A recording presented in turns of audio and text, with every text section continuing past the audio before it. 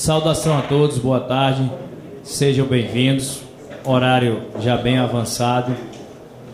Deixa claro que hoje, além de ser um almoço da nossa frente parlamentar tradicional, nós tivemos a honra, de ter um requerimento aprovado que transforma também essa reunião como estando inserida dentro do ciclo de debates da subcomissão para estudos da reforma tributária da CAI, da Comissão de Assuntos Econômicos.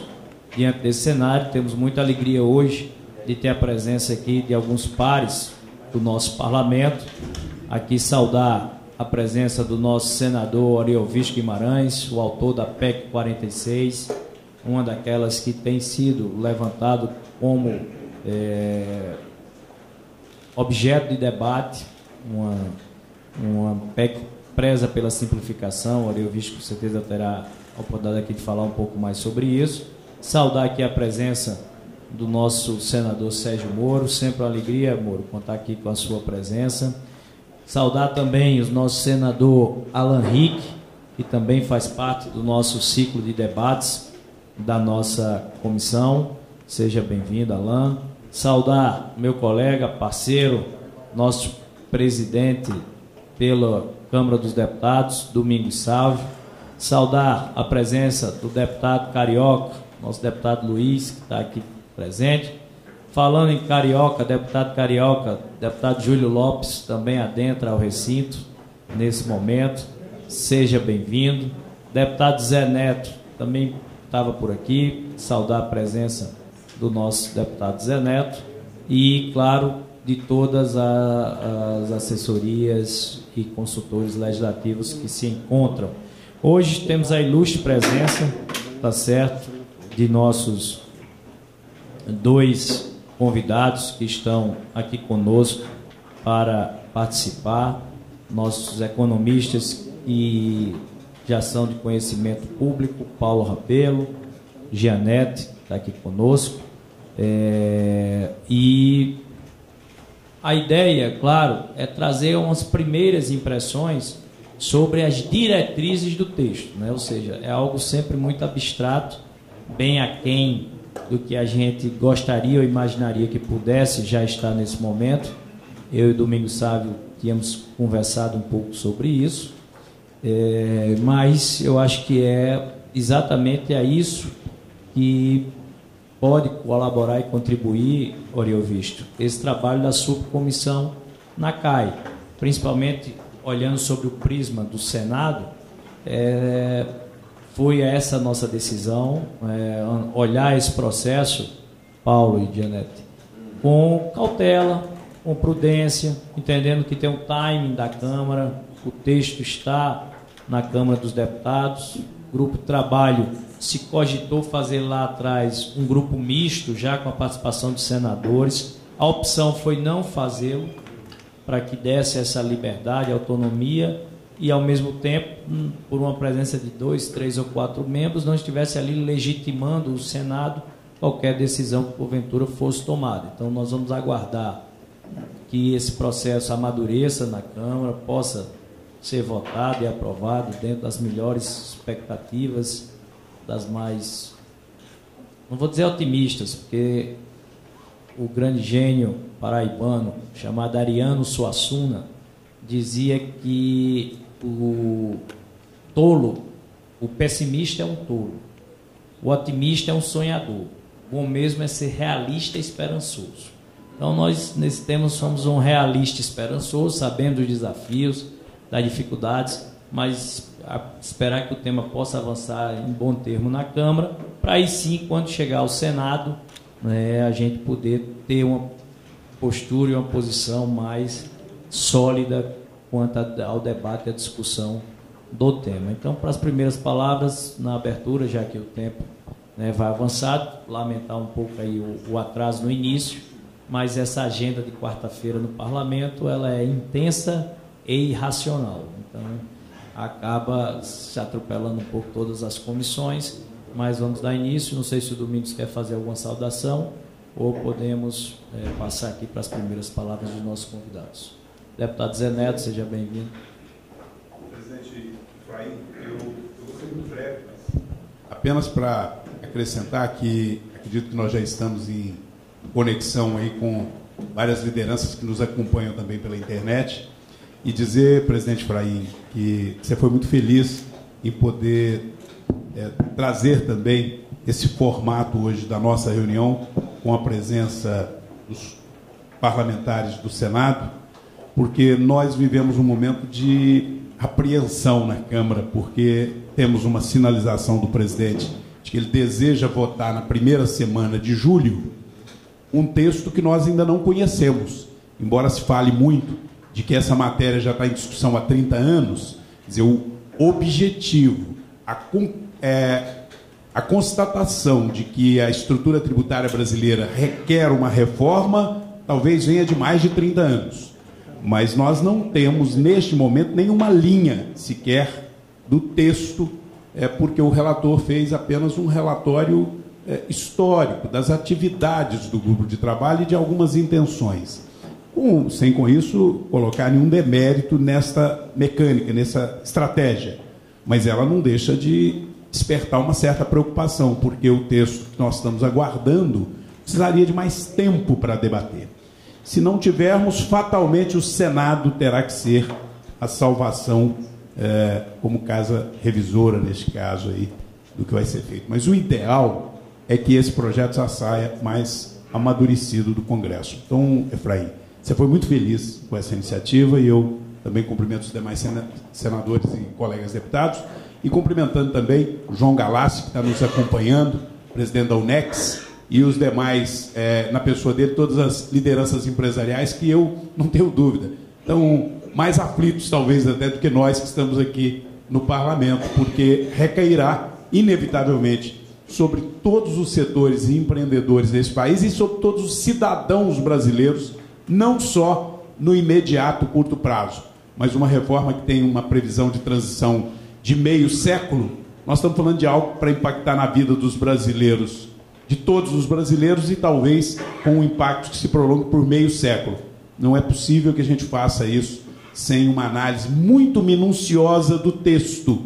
Dizer que o assunto já está mais do que discutido, me perdoem, é algo que nós não podemos aceitar, não podemos comungar, porque você não pode dizer que está discutido algo que você não tem o texto na mão, não sabe onde efetivamente ele irá impactar. Muito bem. Então, apresentando... Desculpe, só cumprimentando, as duas autoridades de economia que estão aqui, que eu tive o prazer de ontem já estar com eles, expressando o que eu acabei de dizer aqui. Então, saudar aqui o nosso Paulo Rabelo de Castro, economista e ex-presidente do BNDES, Roberto Gianetti da Fonseca, economista e sócio da DataRain. Alguma preferência por quem iniciar as falas? Se o Pigarro deixar aqui, já está no grau. Vamos levantar, mas não com expressão de falar mais. Acho que devemos economizar até porque estamos aqui, o nosso grupo, muito curioso de ouvir os senhores e senhoras parlamentares mas o grupo é pequeno, eu acho que todos estão nos ouvindo. Prefeito de gravação, muito bem. Eu dispenso. Só esclarecer, Paulo, não é para efeito, essa aqui está até melhor, vamos trocar. Não só para efeito de gravação, mas está sendo transmitida ao vivo, até para seu conhecimento, é importante, pelo YouTube, porque várias das entidades, elas disparam para todo o Brasil, para os membros que estejam interessados. Só deixa eu trocar que eu acho Perfeito. Agradeço, senador, a informação, inclusive metade do que eu iria dizer já não vou fazê-lo. Informação relevantíssima. Dispensando a nominata que o querido senador Efraim já fez, e o deputado Domingos Sávio, a quem eu agradeço também pelo amável e oportuníssimo convite, eu já farei uma divisão de trabalho. Meu colega e amigo dileto, Roberto Gianetti, vai falar um pouco sobre as implicações políticas e, inclusive, a nosso ver, senadores, jurídicas desse atropelamento processual a que está hoje a Câmara sendo submetida nesta matéria específica que requer, aí faço a reclamação do lado técnico, ela requer, a forciore, Júlio Lopes, uma amplíssima informação quantitativa. É matéria que não dispensa números. Reforma tributária afeta setores, afeta níveis federativos e impacta a vida econômica e a vida política do país inteiro. É a repartição de recursos, são os fundos constitucionais, é tudo. Portanto, a gente assistir reiteradamente, e já passo mesmo com um tom de crítica mais amigável aqui, os proponentes dessa reforma, hoje os responsáveis oficiais como secretários extraordinários, se apresentarem, repito, reiteradamente, sem um slide, com um único número na mão, a mim, que sou um professor das antigas, é no mínimo estranho na prova oral. Porque é uma matéria que, para elaborar o convencimento, senador Efraim, exige a apresentação não só do texto, essa é a parte final, né? E reputo isso muitíssimo perigoso para a República. Muitíssimo perigoso para a República. Então, sobre essa parte, o Roberto vai se debruçar um pouco mais. Eu queria mostrar aos senhores resultados até inéditos que nós acabamos fazendo, eu diria, por default. Por quê, senador Eurivisto? Porque, ao ver que realmente não nasciam informações quantitativas de onde devia nascer, quer do IPEA, que também não foi mobilizado para tal, quer estranhamente pela Receita Federal do Brasil, que está muda, calada e entubada neste... eu nem sabia.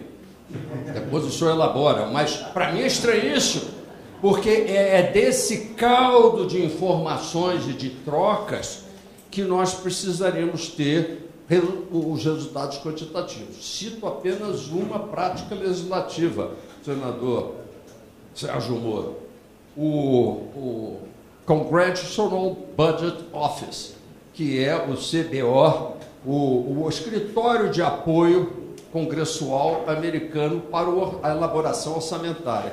Em todas as etapas de várias reformas tributárias parciais, a que os Estados Unidos passou nas últimas décadas, eu como economista tenho acompanhado, o que mais ressalta é o trabalho do CBO, no sentido de munir o Congresso americano de todas as informações, de uma verdadeira inundação de simulações. Nós precisamos fazer simulações. Pois bem, então são essas as simulações muito provisórias. Aceitem isso como uma contribuição e não como números fechados.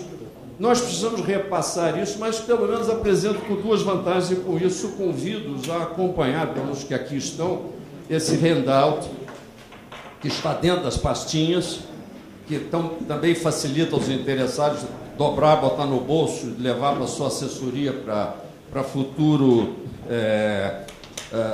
estudo e avaliação, em que a gente começa mostrando a estrutura tributária dessa atual reforma.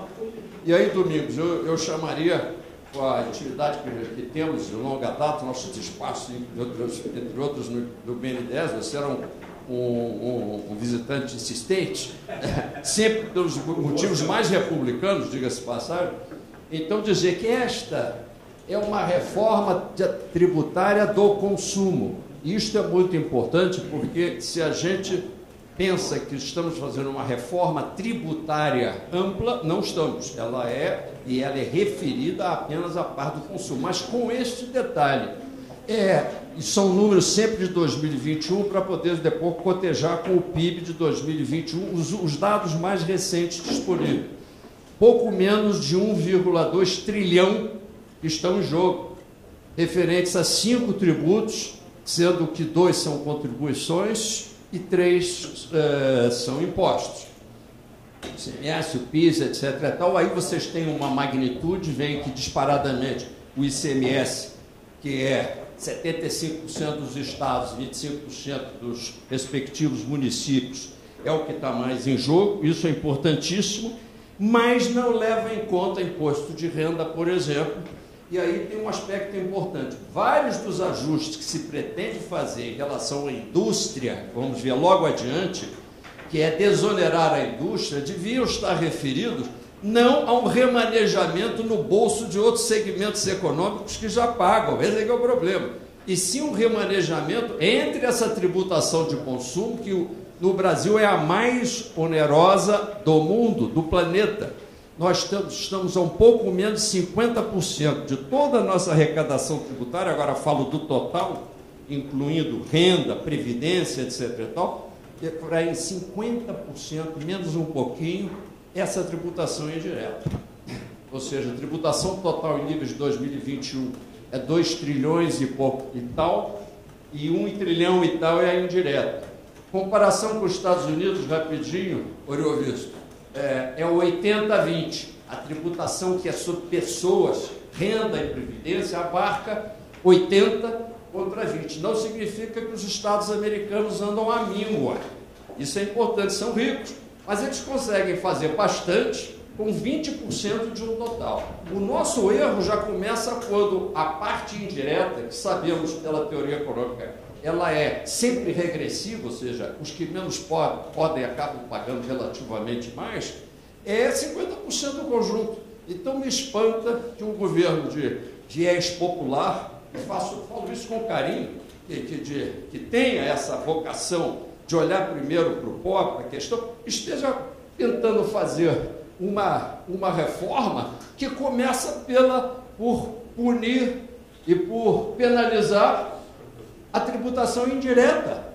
Quando este governo, com essa vocação popular, devia estar falando da renda, eventualmente da propriedade, até digo um pouco contra o pessoal que está nessa sala aqui, mas não importa, republicanamente, era esse o caminho que deveria ser feito. E haveria caminhos, temos propostas no grupo que assessorou, principalmente o Instituto Atlântico, mas eu dispenso de fazer, se chegarmos ao ponto, o senador Oriovisto, da gente ter um substitutivo, nós estaríamos mais do que dispostos a ter ideias até bastante criativas, começando pelo descruzamento do imposto de renda em relação a essas contribuições.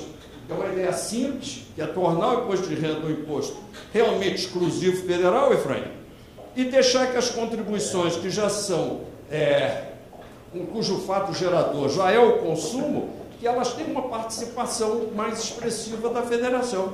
Com esse descruzamento, a gente organizaria a República. Mas isso é outra conversa para outro dia, e essa turma não está querendo saber dessa reforma um pouco mais ampla. Mas as contribuições serão bem-vindas. Perfeito. Eu espero que a gente encontre receptividade em algum canal legislativo. As alíquotas médias, desculpe, eu mesmo tenho que passar. Então, as alíquotas médias.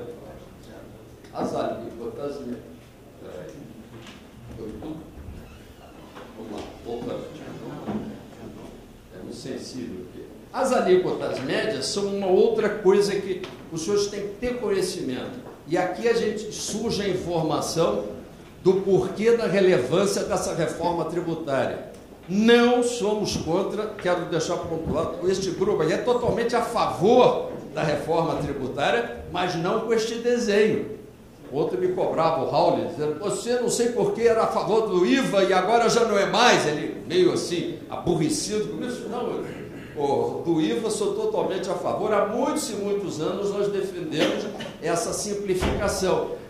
E isso não às custas um dos setores dos outros. Vocês notem que, olhando aí, usei apenas os dados do IBGE, macro, agropecuária, indústria, e muitos perguntam onde é que está o comércio. Está dentro desses serviços, porque a gente teve que usar dados muito agregados para fazer essa conta que uma Receita Federal, que um grupo da Secretaria do senhor Api, que grupos do IPEA poderiam fazer de modo mais desagregado. Espero que os senhores no Senado tenham ainda a oportunidade de desagregar esses dados. Mas eles são úteis porque dão umas dicas para a gente. A indústria é enormemente onerada. A alíquota média da indústria é 60%. Vocês vão dizer, ô Paulo Rabelo, 60% não pode ser. É porque a nossa sensibilidade está no númerozinho lá embaixo, senador Sérgio Moro, que é o 37. Aí faz sentido, 20 e tal de ICMS, pega o automóvel, mais um PIS, COFINS e mais um IPI, porque ainda tem um famigerado IPI, 30 e tal. É porque todo o nosso cálculo é por dentro. A proposta, aliás, correta da 45 da 110 é fazer tudo ficar aparente e por fora. Por fora, parece brincadeira, é a história da matemática. Por fora versus por dentro, na faixa módica de 9 a 10% de alíquota, é 1 ponto de percentagem de diferença. À medida que a gente vai onerando a tributação com faixas de 20, 30, 40%, a diferença entre o por dentro e o por fora fica exorbitante. Então, os senhores têm que atentar para esses aspectos. Notem que os serviços não são desonerados. Aí vai dizer, pô, mas está ali arredondando 8%. Mas 8%, senador Oriovisto, não é o 5% do ISS mais o 3,65% que nós consultores costumamos pagar cumulativamente. Vocês veem que os grandes números tendem a se aproximar. Recentemente fizemos para a Abras uma análise para a cadeia de supermercado e a alíquota efetiva ficou na faixa de 12%. Os supermercados estão lá, eles correspondem a 1/5 daquela coluna grande lá da área de serviços.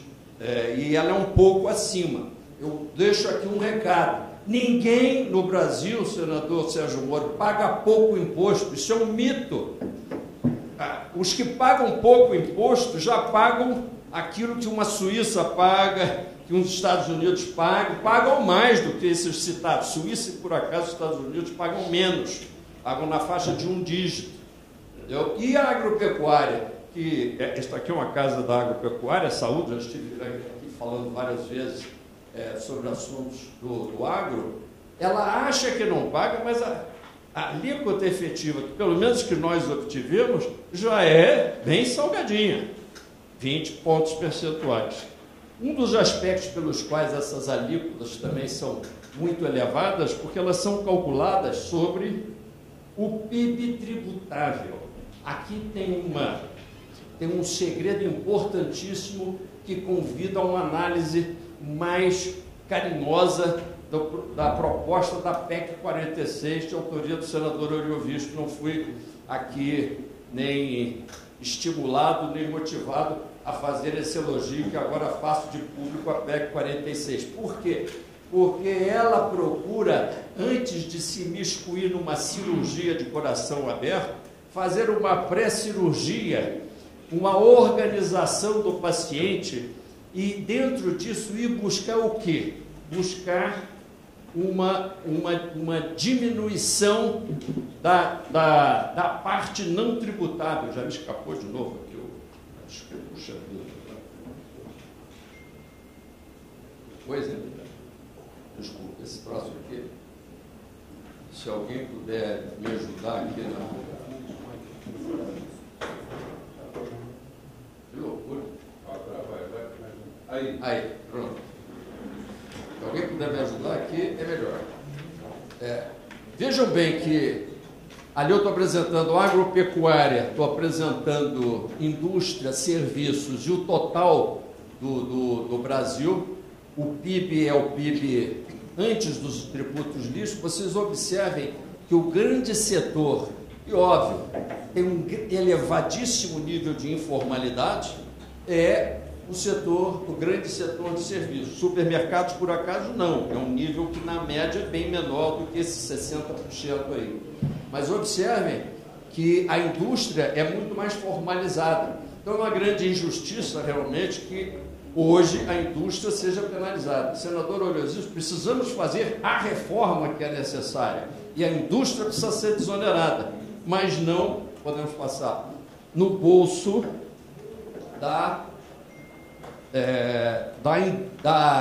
dos serviços. Né? Por quê? A alíquota de consumo, nós agora já podemos fazer o cálculo. Eu estou já lhes mostrando quantitativamente como chega ao cálculo. É 1,55, que é o total da tributação indireta que eu tenho que encaixar, Efraim, no PIB tributável. a menos que eu elevasse a capacidade de tributação da parte informal, que são as propostas contidas na PEC 46. Aumentar a formalidade. Aí eu poderia diminuir aquela alíquota média. Hoje ela está em 26,24, que é um número parecido com aquele divulgado pelo secretário, uma alíquota média de 25%. Eu desconfio que essa alíquota possa estar na faixa de fato de uns 27%. Vamos ficar com os 26,4%, prosseguir e notar qual é o quantitativo dessa reforma. Do que se trata essa reforma na hora em que a gente aplica esses 26%, eu por acaso vou trabalhar com o número que não é o 25%, é o 26%, e comparar com a situação atual. A matemática se torna simples, senador Orobisto. É tirar 500 bilhões de ônus para a indústria e transferir 471 para o setor de serviços, menos para o setor financeiro, que está dentro dos serviços, mas cujo relatório já os excluiu a turma financeira para ter um regime especial. Aí preciso também estudar com mais detalhe que história é essa, por que já foi categorizado um relatório extremamente genérico, aquele segmento, o seu segmento especial para pagar mais ou especial para pagar menos. É preciso ver. Seja como for, esse segmento como um todo, se espera dele uma contribuição adicional de 471. Nos 40 anos da minha profissão, posso dizer a vocês, isso não vai acontecer. E por quê? Pelos mesmos defeitos da reforma previdenciária que foi passada, infelizmente, de modo assodado, sem fazer conta, aí falo de um colega, mas vou falar publicamente, sem fazer conta, e eu alertei o ministro Paulo Guedes a respeito disso. Você não pode fazer uma reforma de previdência mantendo janelas de excepcionalidade, como um MEI que paga 50, 60 reais por mês, um simples, um setor rural, ou seja, setores que podem pejotar uma pessoa e, ao mesmo tempo, fazer uma reforma onerando aquilo que já era caro. O INSS brasileiro é uma forma de se fazer seguro social das mais caras do mundo. Se eu encareço isso ainda mais, as pessoas não fazem exatamente conta, mas têm percepção de que talvez não vale a pena eu ficar nesse sistema. Melhor eu ficar fora, depois eu requeiro um benefício de assistência, um BCP, não é isso? De prestação toda, PPC, de prestação continuada, faço alguma outra coisa. Eu recebo 3 salários mínimos na jardinagem lá da casa do Júlio, mas eu assino na carteira um salário mínimo porque é oneroso demais. Aí o que faz o meu ministro Paulo Guedes? Ele onera mais a parte formal e deixa as vantagens em aberto. Erro de Economics 101, né? 0 na prova, porque se você onera aquilo que já está formalizado e onerado e deixa as válvulas de escape, como água, os fluxos vão para os lados mais baixos.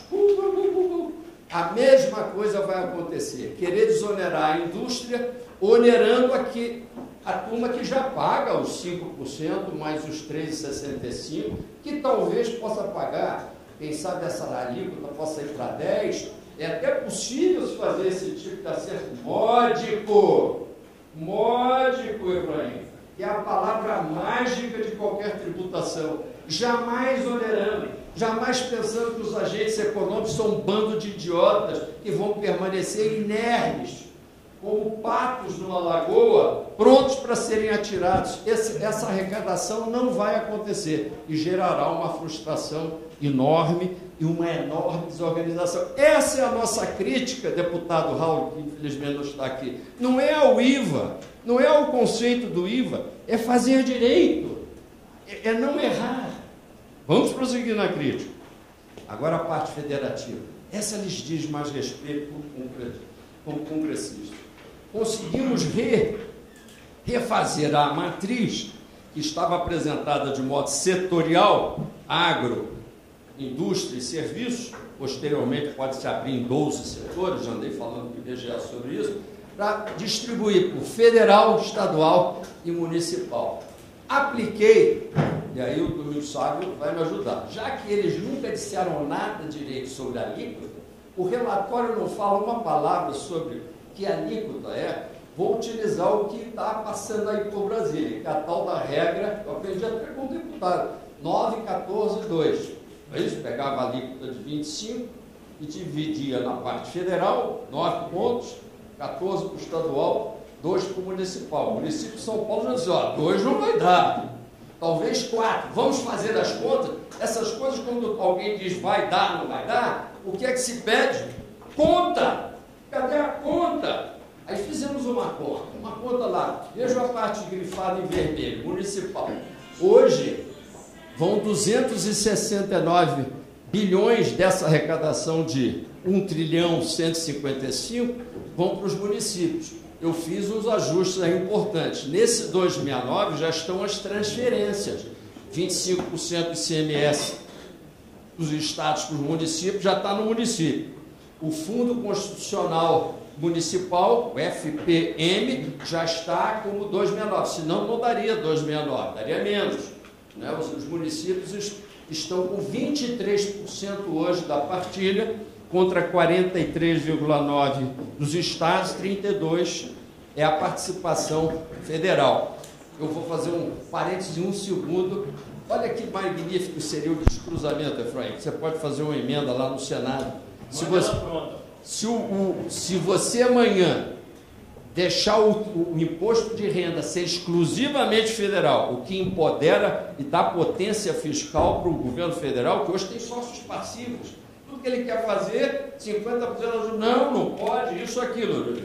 Você deixa o imposto de renda como responsabilidade daquele ente federal. E ele vai se virar, como nos Estados Unidos, com o grande imposto de características redistributivas e federal, que é o imposto de renda.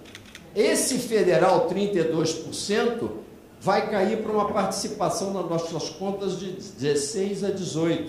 Ou seja, vai ter mais recursos sendo diretamente canalizados para estados e para municípios. Empoderamento federativo.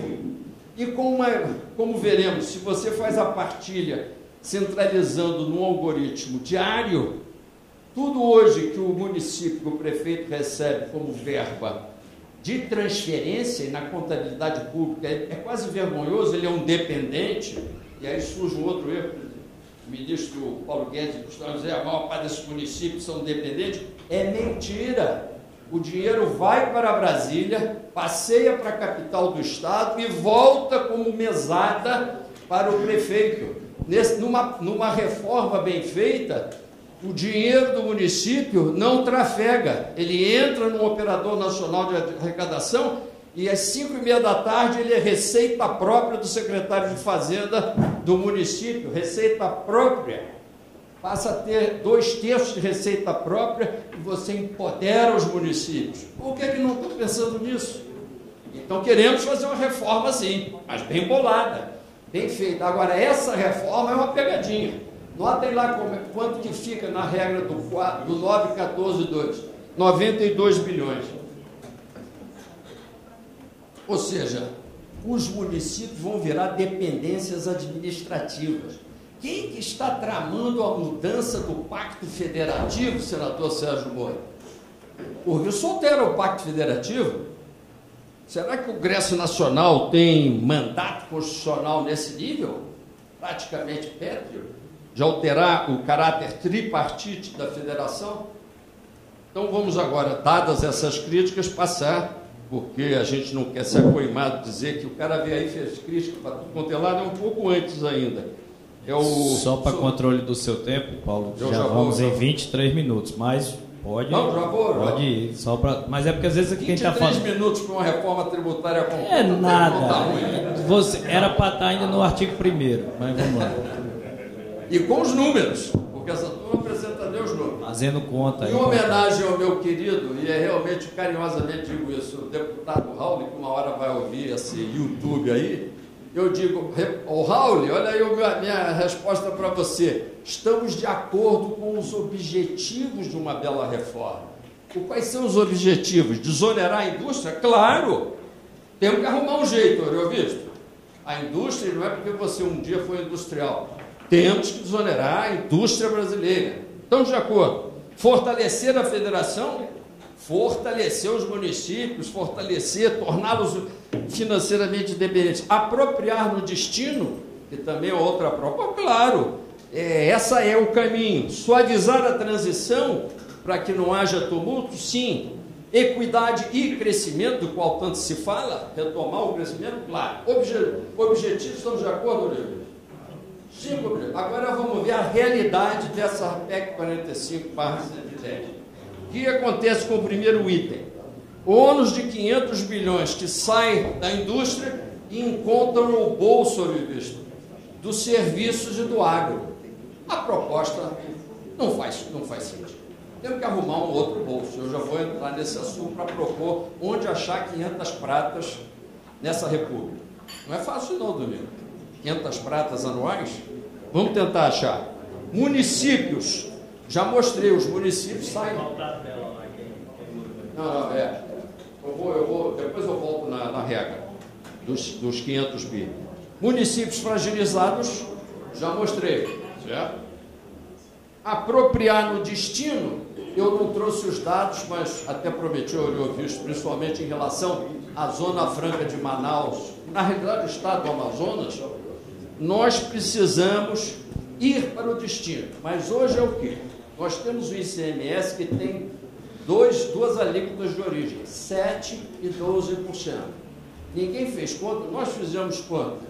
Se nós gradualizássemos essa ida para o destino com uma parada com 4 pontos percentuais, 4% na origem, nós resolveríamos gravíssimos problemas de redistribuição da partilha federativa, com uma cláusula que daqui a 5 ou 10 anos uma comissão técnica iria organizar para fazer a análise se já poderíamos transitar do 4% para o 0%.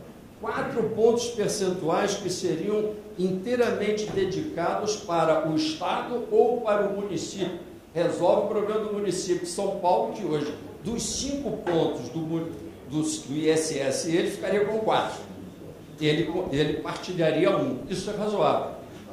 Do ICMS, 18%, 4 pontos percentuais para o Estado do Mato Grosso, para o Estado de Goiás.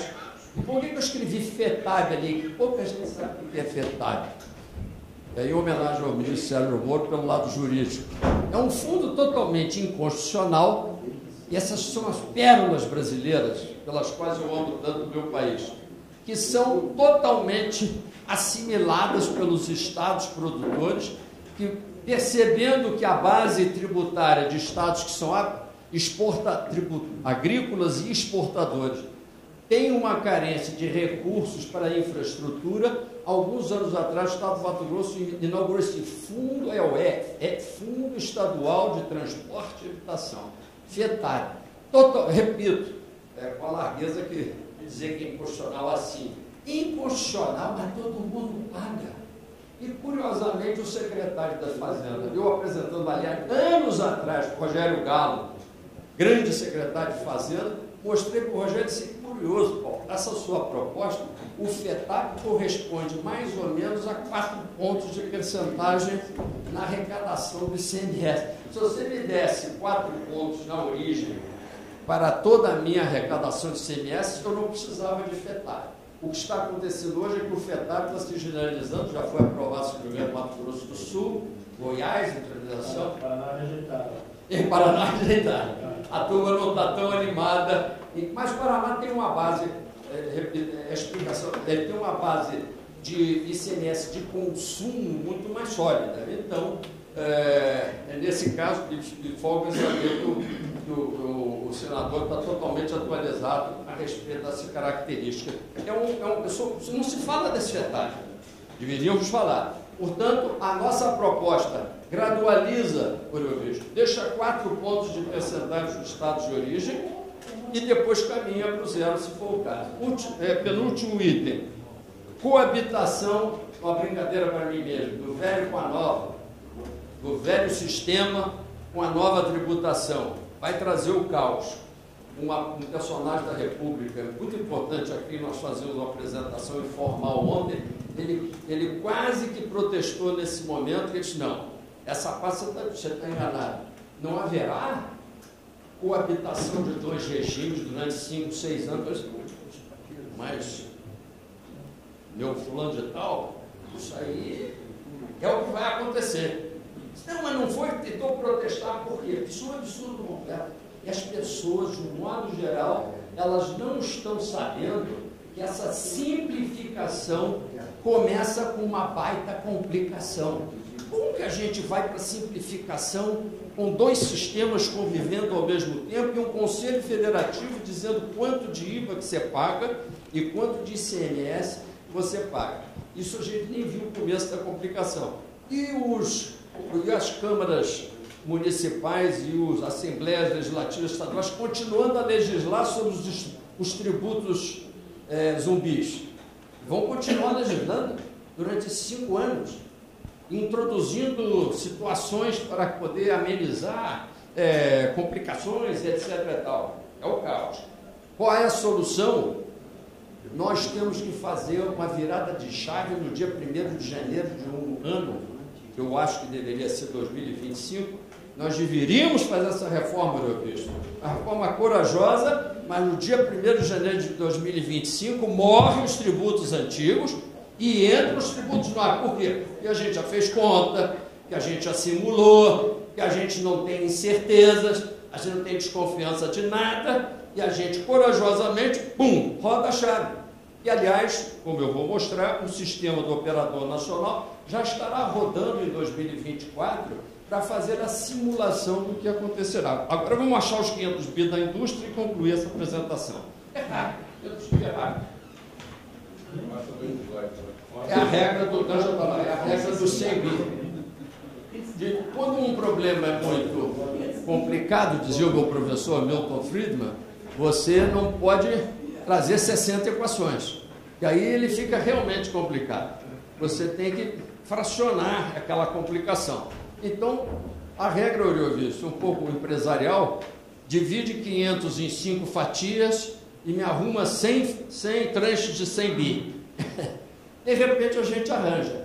A segunda, na realidade, é a principal, sobre a qual eu acho que uma reforma tributária séria e realmente cidadã não poderia deixar de lado. É alguma cláusula de redução de despesa pública nos 3 níveis, sem o que, senhores, isso é um assinte à cidadania brasileira. Não é suficiente dizer que vai manter recarga tributária, que a gente sabe que não vai manter coisa nenhuma, Efraim. É preciso que haja uma manifestação dentro da reforma tributária para o controle Oriovisto do outro lado da conta, que é a conta da despesa, que empurra a necessidade de arrecadação para frente. Mas não queremos que o Haddad fique muito mal. Então, 100 bizinho. Os 100 bi que ele quer a mais, que ele já descobriu que tem de déficit em 2024, esse ele tem que fazer um esforço de descobrir, apesar da máquina pública ser reconhecidamente eficientíssima, nós não temos praticamente ociosidade nenhuma, nenhum tipo de ineficiência. Apesar disso, nós temos que apertar o cinto e encontrar um controle de 100 bi. O segundo 100 bi é aquele que eu já mencionei, Oriovispo. O setor de serviço, o setor agro, talvez até se dispusesse a uma pequena contribuição, que é muito se a gente for aumentando a parte tributável daquele grupo que está informal, desde que as alíquotas permaneçam modestas. Terceiro bi. O terceiro bi tem que fazer a reforma do imposto de renda. Efraim, em vez de 27,5%, paga as 30%. 28,5%. Um ponto a mais. Algo que, no conjunto, talvez alguma coisa na faixa do dividendo, aí você já está falando o quê? É uma socialização do Brasil? Não. É transformar o país em país mais normal em termos de OCDE. Menos tributação indireta, mais tributação indireta. Isso é que eu gostaria de ouvir da palavra do presidente Lula, que é amigo dos pobres, dos mais pobres. Quarto nível, menos incentivos e regimes especiais. Dizem que tem mais de 400 bi aí. É só fazer uma limpa. Hoje eu e o Roberto estávamos pensando sobre um jeito de fazer isso de forma até rápida. Isso, vou deixar para você. E, finalmente, em homenagem ao Bernardo Api, tem sim um efeito sobre o crescimento, viu, Orelvich? Se você rodar a chave matando os tributos antigos, ao invés de fazê-los coabitar e montar um sistema novo muito bem bolado, sim, pelo menos uns 100 bi de aumento de eficiência, de aumento de PIB, ou seja, o denominador da carga tributária, pronto, acabou, 500 bi. Você já pode se candidatar a um cargo executivo mais amplo, meu caro Efraim, e você só precisa levar o outro elemento, que é o ONDA, uma homenagem ao Operador Nacional do Sistema Elétrico, que me inspirou isso, e a gente tem há anos desenvolvido isso. Parece uma complicação só porque é para mostrar para vocês que dá para fazer hoje, tecnologicamente, nota fiscal eletrônica, inclusive de serviço, em 3 blocos. Isso tudo é uma máquina, nada positivo, não é isso? Mais sofisticada, que roda aquilo tudo lá, que tem 3 fases. A emissão da nota, que é totalmente amigável, pode ser feita pelo IBGE. Aliás, quando eu estava no IBGE na presidência, começamos a mostrar isso para o Rachid. Ou seja, só na minha mão esse assunto tem mais de 6 anos. Emissão da nota, até pelo celular, com o CNAE, CNPJ de origem e de destino, você já tem. Aliás, você tem um projeto desse software. Aí, ó. Aí ele. Pois é. Simplificação. Simplificação. A parte final é a que me interessa. Vou falar rapidamente, é só um algoritmo lá. Você não pode fazer a transição a não ser gradualmente. A maneira, eu não diria lusitana, porque seria ofensa aos nossos queridos e, aliás, muito eficiência pais portugueses e mães portuguesas. Mas eu diria que é uma maneira rústica que essa turma da PEC 45, vamos deixar esse troço antigo funcionando junto, porque como eu não sei como funciona, não. Você tem que fazer, Sérgio, a mímica da tributação antiga na parcela velha. Quando você emite uma nota fiscal, aquela nota fiscal é lida pelo sistema, ele separa o cálculo antigo, que é 100, e tudo que supera 100 é um índice. No ano seguinte vai ser 110, 120, então gradualmente, então essa história de 40 anos é menos que isso, mas é com a inflação e crescimento, daqui a pouco você tem 220 sendo o mesmo, 100 a antiga, e 120 o novo, 100 antigo, 340 o novo, e você vai comendo a parte antiga gradualmente, mas sem a cláusula louca que puseram no relatório, que é a União Federal vai garantir o valor real da arrecadação. Real, corrigido pela inflação. Tá maluco? Tá doido? De onde vem esse dinheiro da República? E como há perdedores, os ganhadores, não havendo onda, os ganhadores não farão a sua contribuição. De onde será o dinheiro que vai ser contribuído para os perdedores? Da viúva? Isso não existe. Isso é erro material resultante de um grupo que faz uma apresentação de uma reforma tributária e enche o peito, mas não fez uma conta e uma simulação. Então eles não sabem que essa conta não fecha. Então isso é muito sério, muito grave. Eu acho que até é responsabilidade civil e criminal nessa história, embora esse negócio, não posso usar essa palavra aqui não nesse ambiente, porque aqui vou concluir com as 5. Essa tarefa na parte não gravada. Não gravada. Concluo com as alíquotas. Nós já estamos indo para um sistema de múltiplas alíquotas, só que o relatório, ao não definir que, olha, só vai ter, como em outros países de IVA múltiplo, tantas alíquotas. O que acontece? Cada um vai buscar um parlamentar para arrumar a sua alíquota. Alíquota da saúde, alíquota da educação, alíquota disso, daquilo. Eu acho melhor a gente estabelecer a faixa dos isentos. Eu acho até que os alimentos e remédios essenciais, nós tínhamos que partir para isso, uma boa parte já está isenta, deixa assim. A segunda é de 8%. Por quê, hein, Paulo Rabelo? é porque a melhor maneira de manter a parte que hoje é municipal, a pequena escola, o pequeno consultório, o pequeno advogado, a manicure, já paga R$ 8,65. 5 mais 3,65. Já vai ter uma vantagemzinha. 8. Quem não está nos 8, e essa é cumulativa, tem problema, é uma irregularidade, que isso não é. O mundo tem que transacionar para o ideal, paulatina e gradualmente. A alíquota de equilíbrio de 18% para esses itens que são fomentados. Mas só uma, você tem que se enquadrar em 0, 8, 18 e o padrão, para todo mundo, 26. Eu por acaso usei 26 porque era a conta que eu cheguei.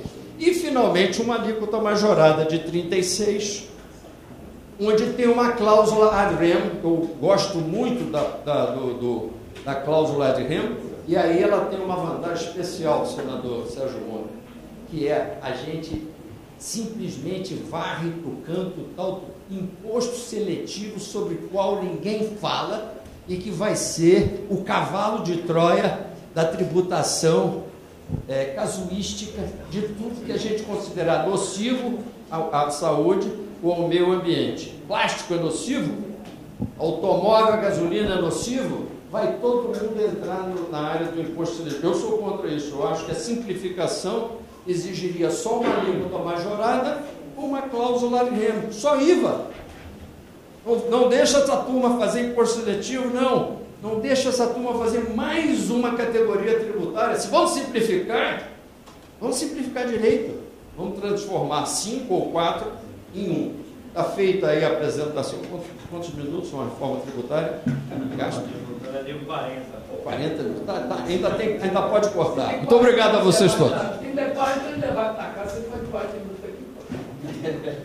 Olha, boa tarde.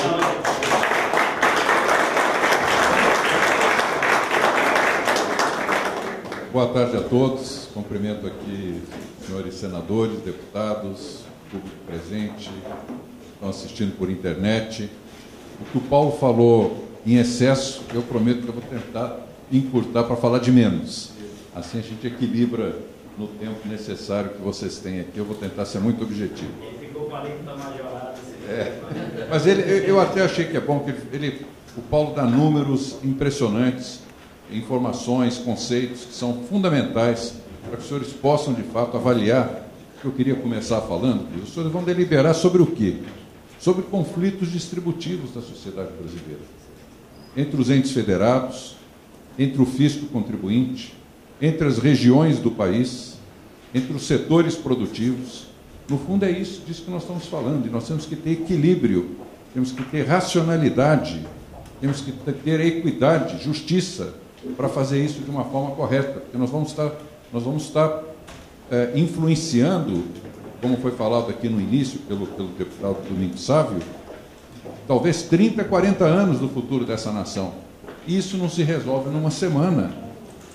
Daí a nossa indignação, eu quero começar dando esse ponto, aquela forma assodada, e me desculpe até, irresponsável, com que está sendo levado para votação daqui a alguns dias, e agora eu não falo como economista, falo como cidadão brasileiro, junto aos representantes do povo que estão no parlamento.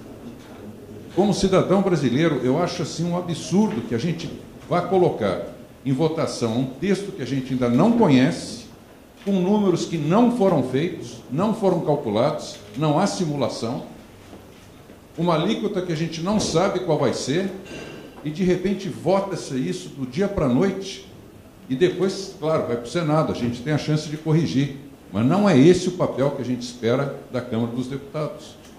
Nós temos que realmente fazer uma análise mais criteriosa, pelo menos por um mês, no mínimo, e aceitar emendas. Que negócio é esse de não aceitar emendas? Como se já viesse prato pronto, cheio de defeitos que nós estamos vendo aqui. Eu vou falar mais alguns que o Paulo esqueceu de citar. Eu esqueci? Por exemplo, a questão, ele falou aqui das alíquotas múltiplas. Vou pegar esse último ponto. A ideia de alíquotas múltiplas já está mais ou menos aceita, mas eu ainda tenho medo do retrocesso, da insistência, intransigência, especialmente do secretário especial da reforma tributária, que fala ainda que a alíquota única é o modelo que o mundo moderno aceita. É mentira. Nós estudamos mais de 40 países.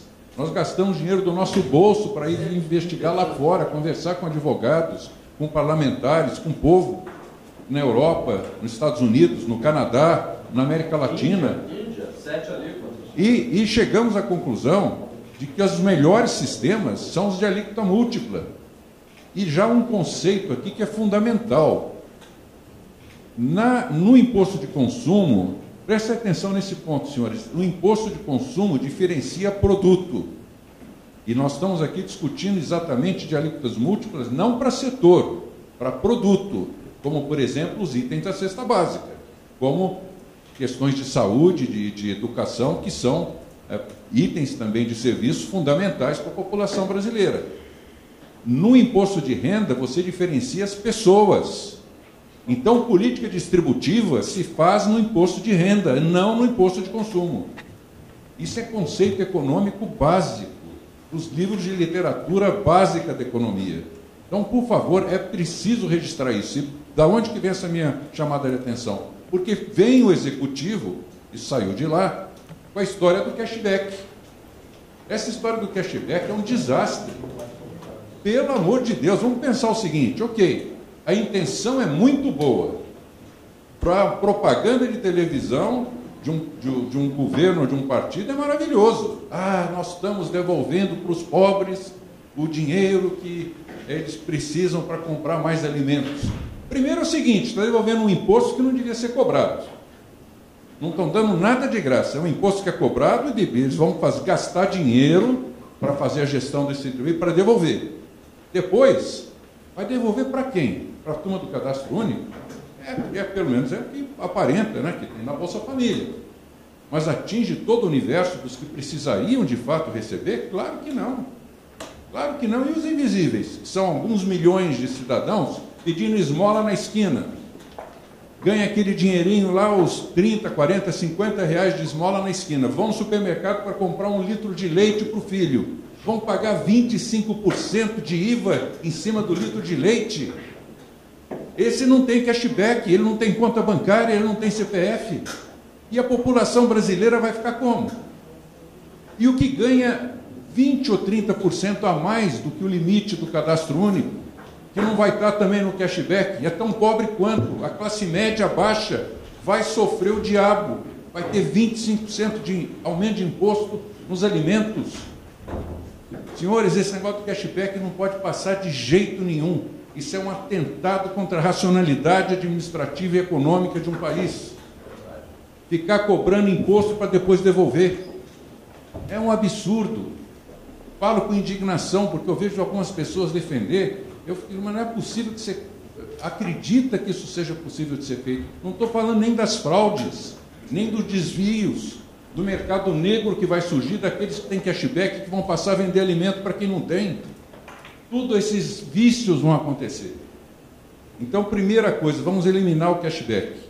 Outra coisa que eu quero falar aqui também são os incentivos. Essa é uma discussão braba, porque claro que tem incentivos e outros, tem incentivos de tudo que é qualidade, tem os que têm que ser mantidos mesmo, tem os que são realmente admissíveis ainda por um tempo, porque não vamos quebrar contrato, e tem aqueles que não deveriam mais existir mesmo de jeito nenhum. Como fazer isso de uma forma responsável?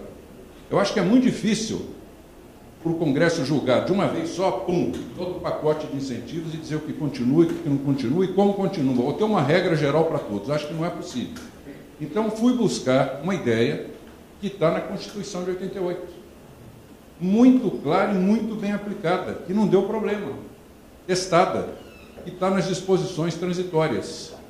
Lá diz o seguinte: todos os incentivos de natureza regional e setorial ficam suspensos a partir da edição da Constituição pelo prazo de 2 anos.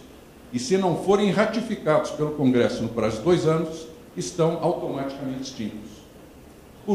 Isso não foi falado até agora em lugar nenhum, hein? É inédito. Discussão nossas aí de madrugada, chegamos à conclusão que esse talvez seja o melhor sistema. Se os senhores ficarem discutindo incentivo por incentivo de cada setor, de cada parte, não vai chegar a lugar nenhum e vai ser muito difícil, seja até na lei complementar. é muito melhor, suspende, e aqueles que forem urgentes têm que continuar no dia seguinte, ok, então, primeira pauta, vai lá e começa a votar. Aqueles que têm que ser imediatamente restabelecidos, já faz uma varredura, até para a gente dar uma refrescada nessa questão dos incentivos, porque tem incentivo demais e muito desnecessários, nós sabemos disso. São 400 bilhões de reais de incentivo que a gente tem que repassar a régua, ver se consegue economizar, como diz o Paulo, talvez 100. Quero falar aqui mais uns pontos rápidos para concluir. A questão também do acúmulo de ICMS na mão de exportadores e setores que têm isenção na saída.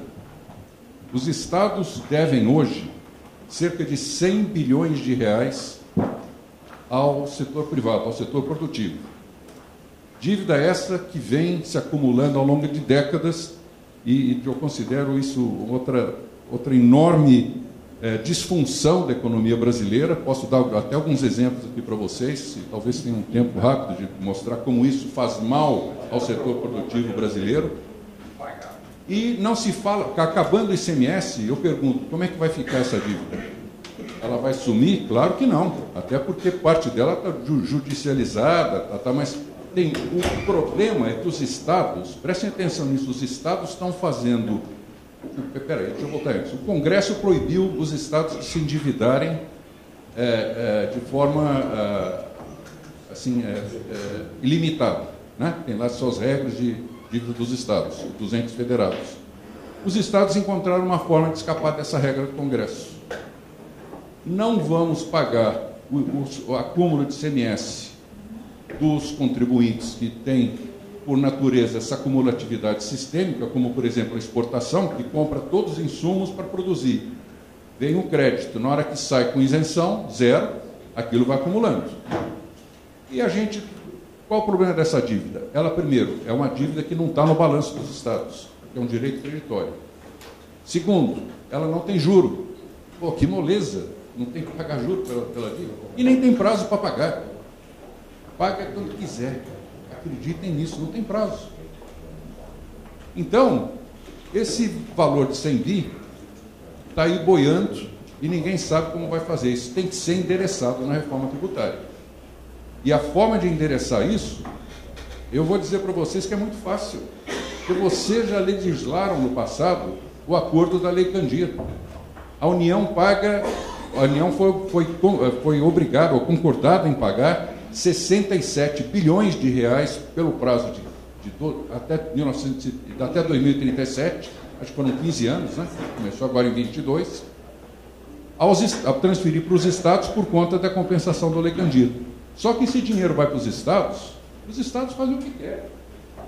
Eu pergunto, mas se o estado está sendo compensado pelas exportações, não era para pagar o crédito de ICMS que as empresas estão tendo, inclusive do interestadual, que é o pior de todos, né? Quer dizer, o sujeito pega o insumo de um estado, leva para o outro, produz e exporta, ele vai ter que devolver o crédito que foi recolhido pelo outro. Quer dizer, tem situações absurdas assim. O que tem que ser feito? Vincular que as transferências da União para os estados, por conta da Lei Candir, sejam usadas exclusivamente para pagamento dos créditos homologados do ICMS aos exportadores brasileiros. Isso é absolutamente legítimo, é correto, justo, que tem que ser feito. Então, essa também é uma forma de resolver um conflito distributivo sério que nós temos na nossa economia. E só para dar um exemplo para vocês, o momento que isso caiu para mim assim como um raio, diz assim, não é possível que a gente continue com esse sistema tributário no Brasil. Eu concluo com esse exemplo. Eu fui numa cidade do interior de São Paulo, Piracicaba, falar com uma grande multinacional que recebeu da matriz autorização para exportar bilhões de dólares para todos os países do mercado do mundo, porque estava com 60% de ociosidade aqui no Brasil, tinha dispensado muita gente, então resolveram dar essa vantagem para a subsidiária brasileira. A empresa, então, resolveu fazer o plano de negócio. Nos contratou lá para ajudá-los a fazer o plano de negócio. Na linha do tax credit, lá, que a gente pôs em inglês, em 5 anos acumulava R$1 bilhão. Ia empregar 2.500 pessoas, exportar $1,5 bilhão nesse período Aí o presidente americano da empresa olhou e falou assim, mas esse R$1 bilhão aqui acumulado em tax credit, quando é que a gente recebe? Não tem data. E qual o juro que tem sobre esse valor? Não tem juro. E qual a garantia que eu vou receber? Não tem garantia. Então nós vamos fazer no México. Desistiu de fazer no Brasil. Podemos nós manter fábricas ociosas, pessoas desempregadas, produção declinante por conta de regime tributário, de uma estrutura que não sabe tratar seus impostos de uma forma construtiva, que leva o empresário, leva o contribuinte a perceber que aquilo que ele está pagando é uma forma racional e correta no sentido de construir uma economia e não destruir uma economia como nós temos feito há muito tempo. Então, deputado Domingos Sávio, eu te agradeço muito a oportunidade de estar falando aqui. Espero que essas nossas modestas sugestões possam ser avaliadas por deputados e senadores que estão aqui reunidos, por aqueles que estão assistindo, e finalmente concluo com essa mensagem que eu iniciei. Não dá para votar de forma assodada. Isso é um crime contra a democracia, não permitir o debate, não permitir emenda. Temos que encontrar uma forma de levar esse debate de forma objetiva, urgente, mas fazer bem feito. Porque resolver em uma semana aquilo que vai perdurar por 40 anos é um absurdo inaceitável para qualquer cidadão brasileiro. Obrigado. Perfeito, Gianetti. Muito obrigado. Paulo também. Temos um primeiro inscrito para fazer uso da palavra, o senador Oriovisto Guimarães. Informo que o almoço está servido. Aqueles que puderem por rodízio e fazendo seus pratos e vindo se alimentar, por favor, e pedir à assessoria que possa fazer aí, depois consultar o Paulo e o Gianetti, se tiverem querendo já antecipar um pouco o almoço, alguém pode fazer. Bom, quero cumprimentar a Efraim, quero cumprimentar todos os deputados, Paulo Rabelo, Gianetti.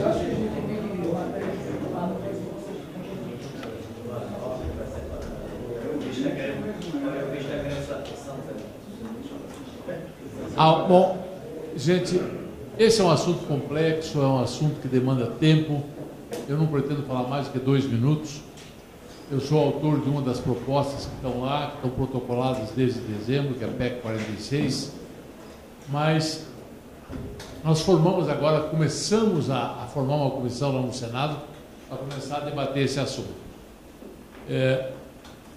Eu apenas queria fazer um apelo aos meus colegas deputados, que são parlamentares, que vocês vão acabar tendo a palavra final sobre a reforma tributária. Porque por mais que o Congresso, que o Senado seja a casa revisora, né, quando nós mudarmos o que veio da Câmara, ela volta para a Câmara e vocês vão ter a palavra final, se eu não estou enganado. Um alívio nesse sentido, por se tratar de PEC, ela tem que ter a concordância do texto das duas casas. É verdade, PEC, ela vai ficar no ufa! Não, eu fiz uma confusão. O arcabouço está sendo lei complementar. O arcabouço, eles têm a palavra final.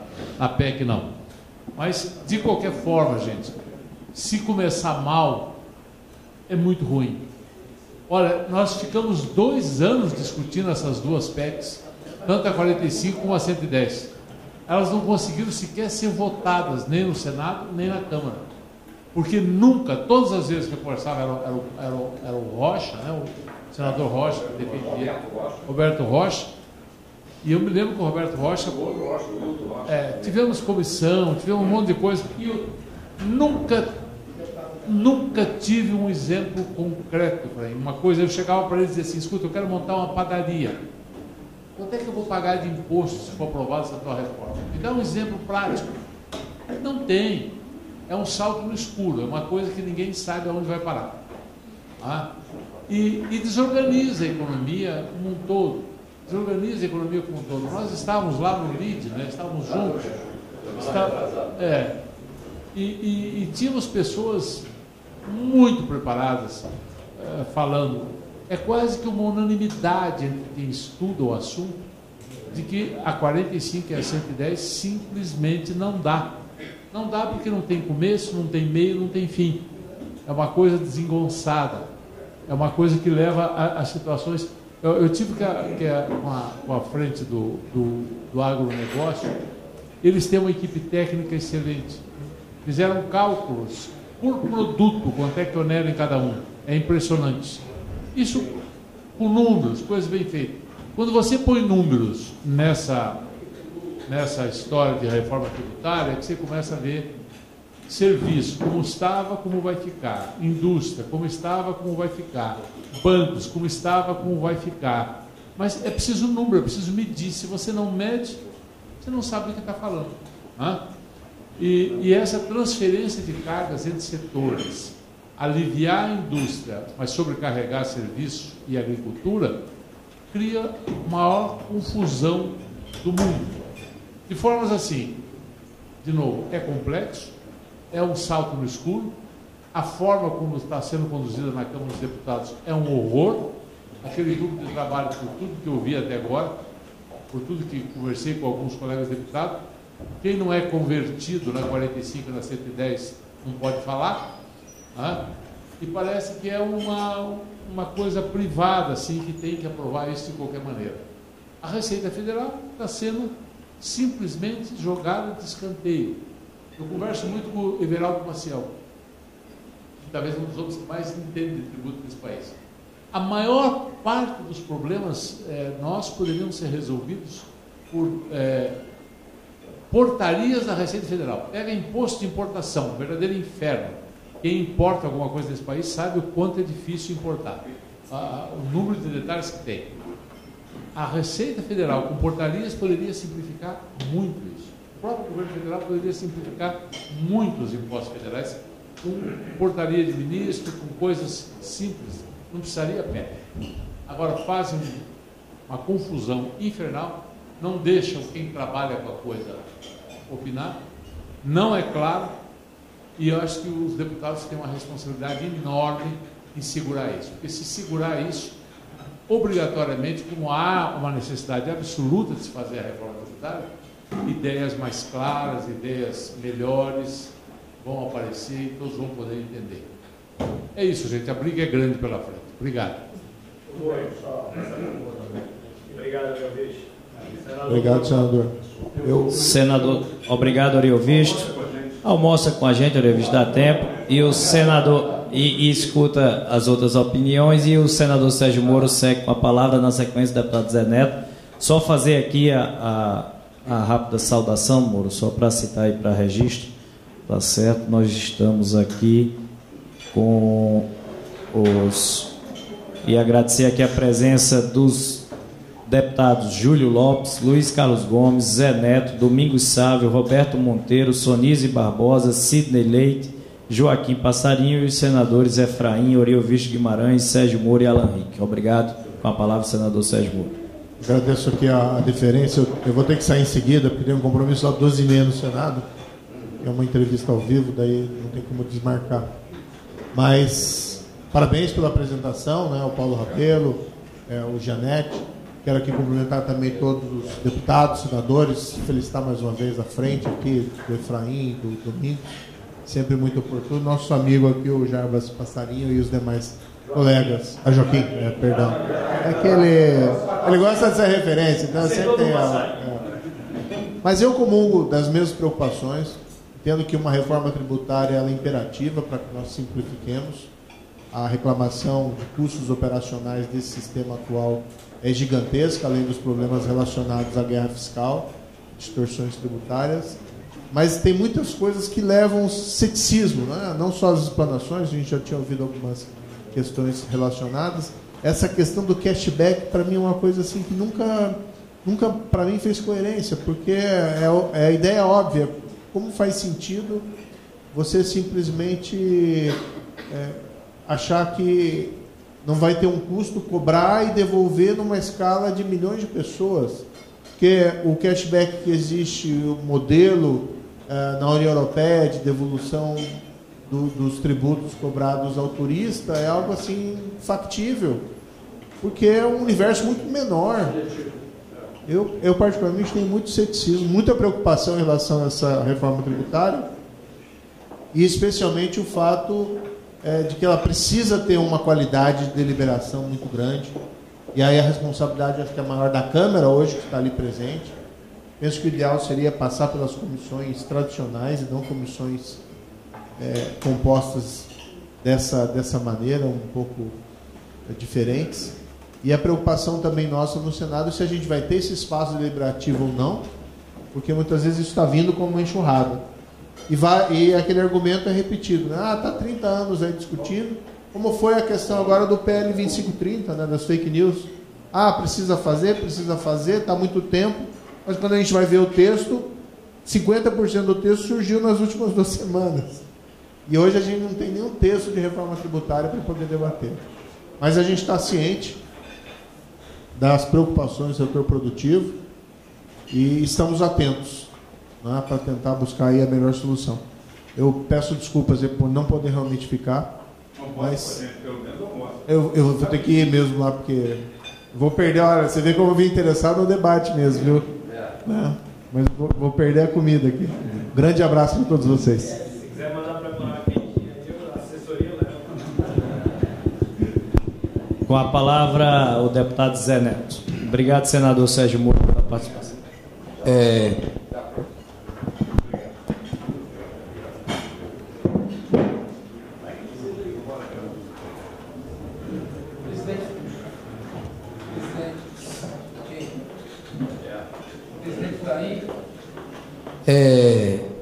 Primeiro, dizer que, como membro aqui da frente,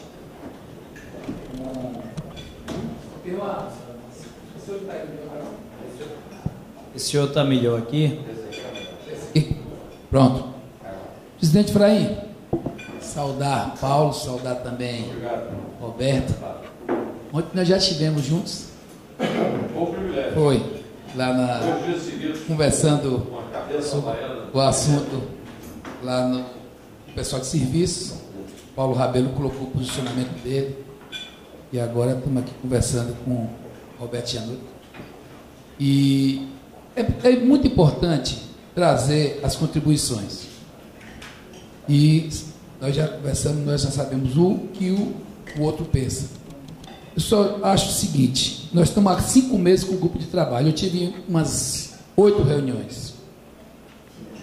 E, inclusive, nós temos membros aqui da comissão que participam do grupo de trabalho. E tem funcionado. E às vezes que eu fui até questionado, o deputado Sidney sabe disso, sobre algumas apresentações que não estavam conseguindo acessar. Todas as vezes que fui conversei com o presidente, que é o Reginaldo, ele foi lá e disse: não, vamos botar.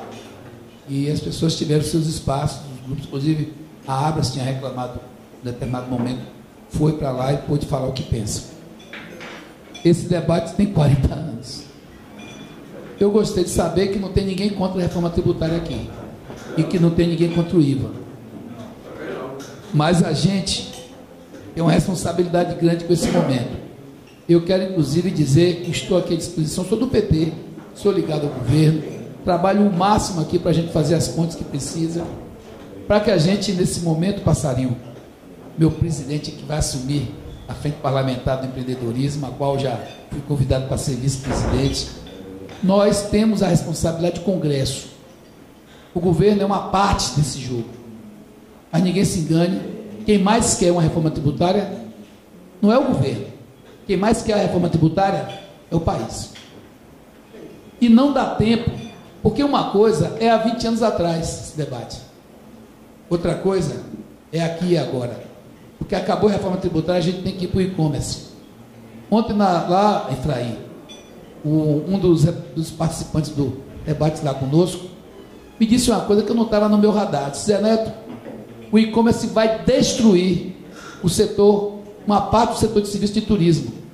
Porque não paga imposto nenhum, e estão vendendo passagens, e estão vendendo estadias de hotel, e estão fazendo o que querem, e a gente não tem controle, e nós estamos quebrando as empresas tudo.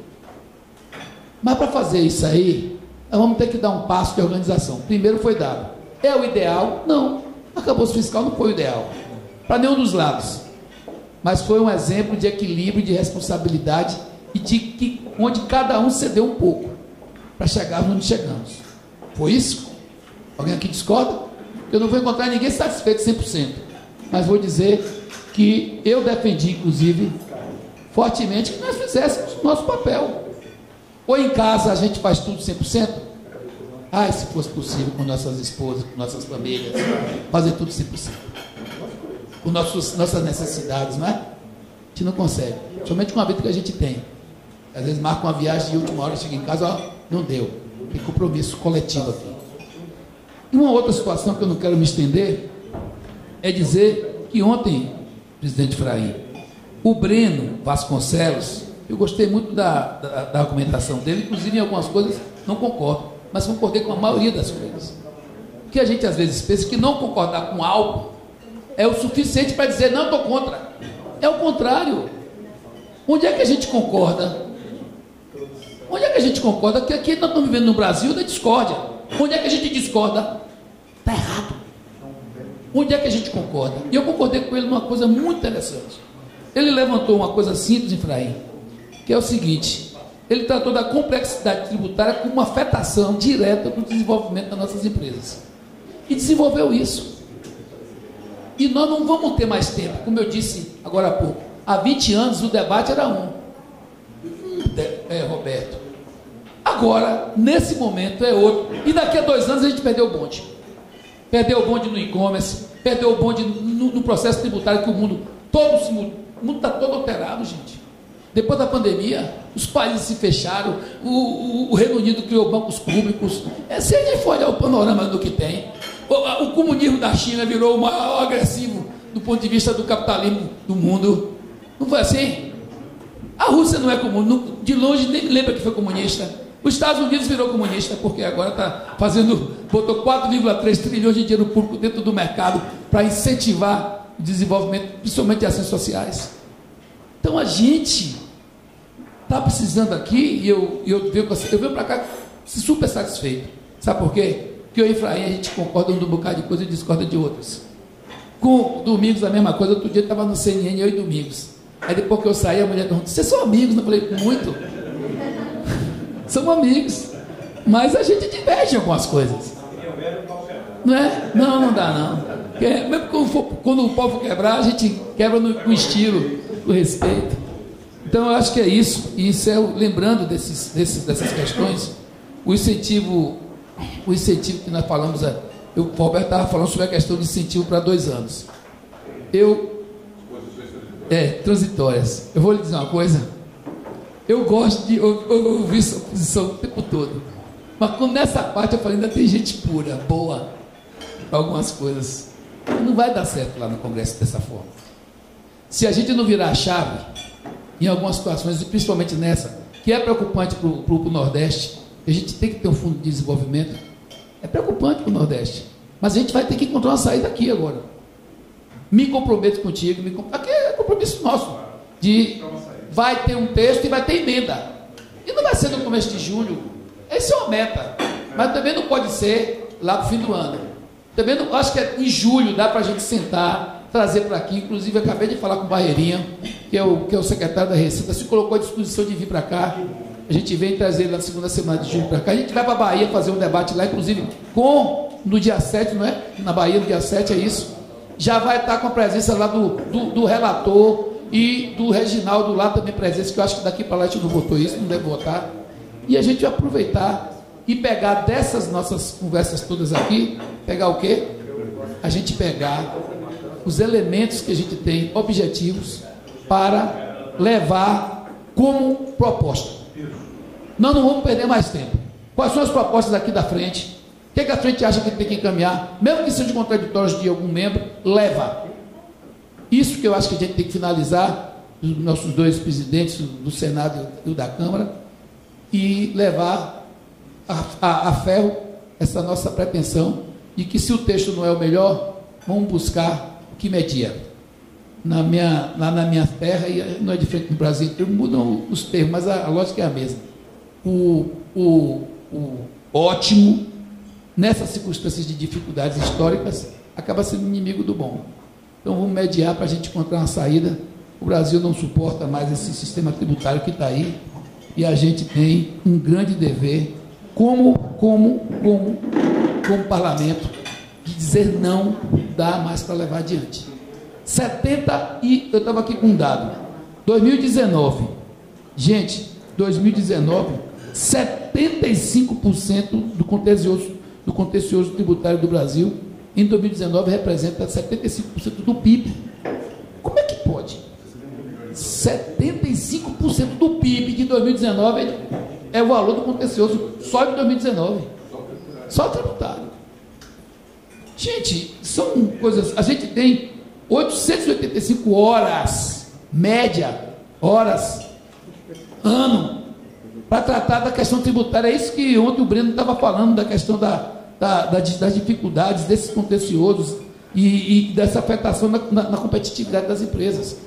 Se a gente aprovar qualquer reforma, por mais complicada que ela seja, mas se ela simplificar, se ela tiver o IVA, que já é a realidade de 160 países, concordam? Se ela tiver o IVA, a gente vai garantir uma redução de pelo menos, vamos chegar lá, mais ou menos 285 horas.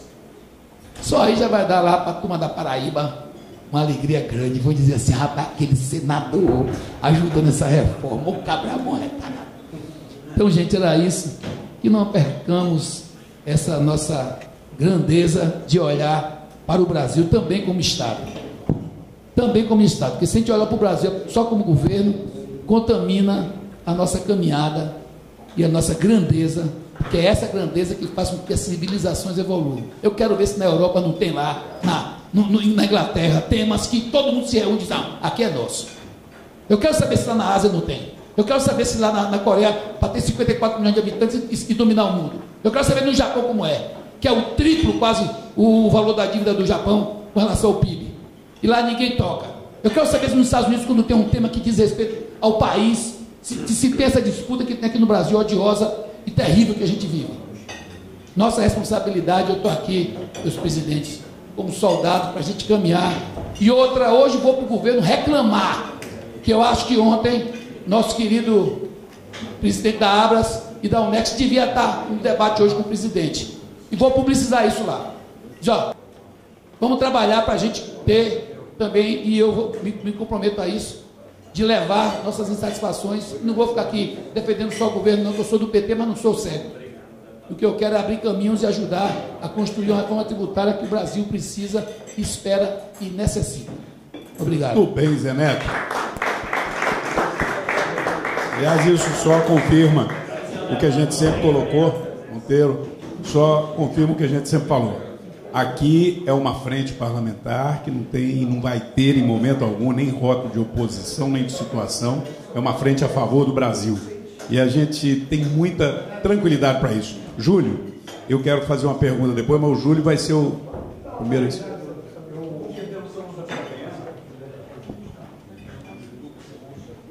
Queria falar sempre aqui da minha admiração pelo Paulo Rebelo, enfim, e dizer que eu partilho da ideia de que, e quero inclusive, se o senador for apresentar, o senador tem um projeto lá de simplificação extraordinária que está andando, toda vez que eu falo nisso, e se o senhor for apresentar esse projeto que ele sugeriu da exclusividade do imposto de renda a nível federal para simplificação, do descruzamento, eu acho que isso caminha no sentido da simplificação e ajuda muito.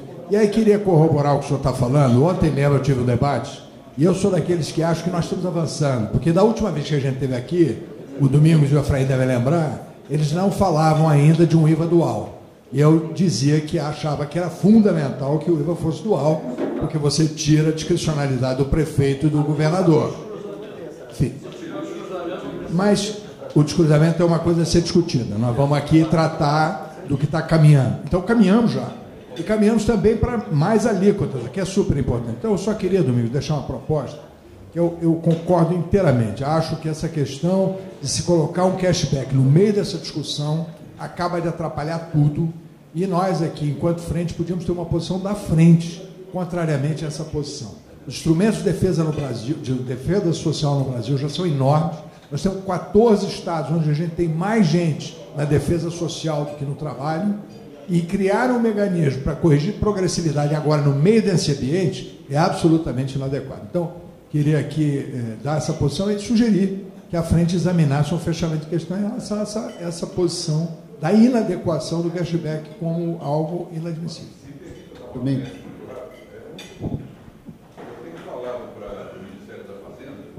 Vocês querem corrigir, porque eles falam assim, mas o rico vai ter também isenção na cesta básica? Não vai, porque não é aqui uma questão de discriminar o produto para um é de um valor, vai pôr mais 1% do imposto de renda, ninguém vai reclamar e se resolve o problema essa isenção da cesta básica, não penaliza a reclamação. Domingos, só uma contribuição, a gente podia juntar à frente. O cara está dizendo, eu acho que angústia para todos é a falta de um texto.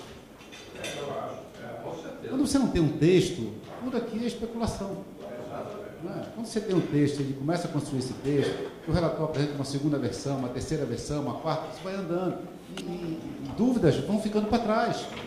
Você vai construindo um caminho de acordo. O problema é que não tem um texto. A minha única preocupação nisso tudo é apresentar para nós um texto na segunda-feira ou na terça e tem que votar na quinta. Aí isso não dá. Então nós precisamos exigir um tempo para ver o texto, estudar o texto, fazer as nossas aplicações, as nossas pesquisas para poder votar com tranquilidade. Obrigado. Sarinho, eu já tenho dito isso, Efraim também, isso é um consenso, eu aproveito para pedir o Júlio, cada um de nós temos que tratar isso dentro das nossas bancadas para que nossos líderes mostrem ao nosso presidente Arthur que o que eu ouvi dele ontem na reunião de líderes, já quase com uma data marcada para pôr no plenário, que seria em torno do dia 10 de julho, para uma matéria que nós ainda não temos o texto, nós não podemos continuar aceitando esse argumento de que está discutindo há 30 anos. Uma coisa é estar discutindo a necessidade da reforma.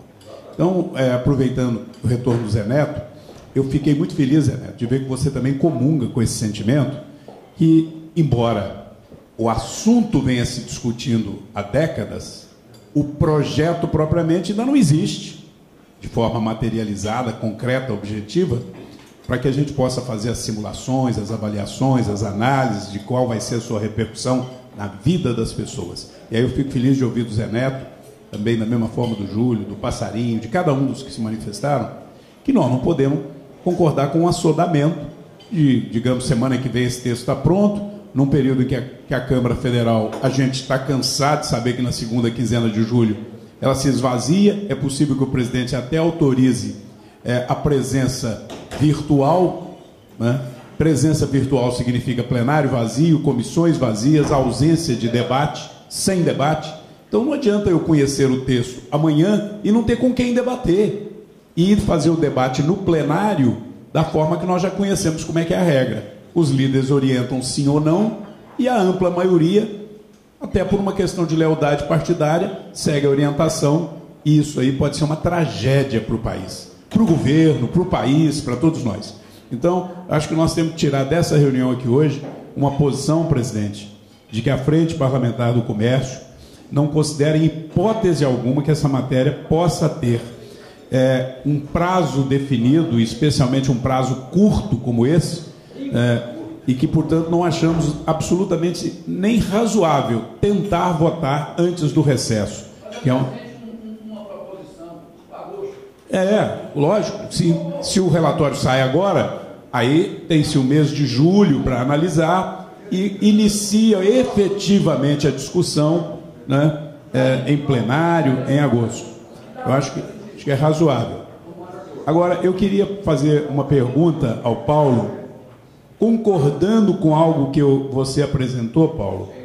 Eu acho o seguinte, eu me sinto desconfortável de nós votarmos uma reforma tributária em que permanentemente está com essa sensação de que pode haver um aumento de carga, porque eu concordo também com você quando se fala que num país que está desindustrializando-se, um país que está perdendo competitividade na sua indústria, um país que é um dos maiores centros consumidores do mundo e que precisa ser autossuficiente na sua indústria, com capacidade de exportação, nós precisamos de diminuir a carga tributária na indústria. Concordo.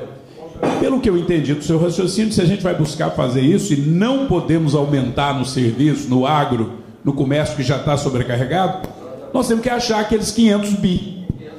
Você, eu acho que teve a delicadeza de, no primeiro 100 bi, não decifrar claramente. Parece-me que estava 20 para o agro e 80 para o serviço. Eu, inclusive, acredito que esses segmentos concordam de dar a sua contribuição, desde que ela seja moderada, como você colocou ali na conta. Desde que o poder público também dê a sua contribuição, que é a segunda linha, que é a reforma administrativa, ou pelo menos decisões pontuais na reforma administrativa, né? Diminuir, eu sou coautor de proposta que diminui, por exemplo, na Câmara e no Senado. Por que não a gente começar dando um exemplo? Olha, se cada um tem a possibilidade de ter X assessores, se nós temos um custo adicional de tanto, vamos reduzir aqui 30% desse custo, né? E isso aí estimula o Poder Executivo também a cortar, né, determinadas estruturas que não são imprescindíveis, que podem ser fundidas. Então eu queria mais clareza sobre isso. E por que 500 bi? Aquilo seria de algo que, em princípio, poderia se reduzir na indústria? O que é? Onde é que você tirou? Totalmente na indústria. Ele está, deputado, eu agradecendo a pergunta, para o esclarecimento, nós temos ali cerca de 490, se não me engano, 5, um número muito próximo a 500 bi, de desoneração calculada com essa alíquota que hoje é 60% por fora, um escândalo. É uma alíquota pornográfica, a indústria não resiste a isso. Hein? Não, mas quando eu falo indústria, é indústria. O comércio, ele é 20% daquele amplo setor de serviços, que tem serviços informais, serviços típicos de... na realidade tem comércio atacadista e varejista.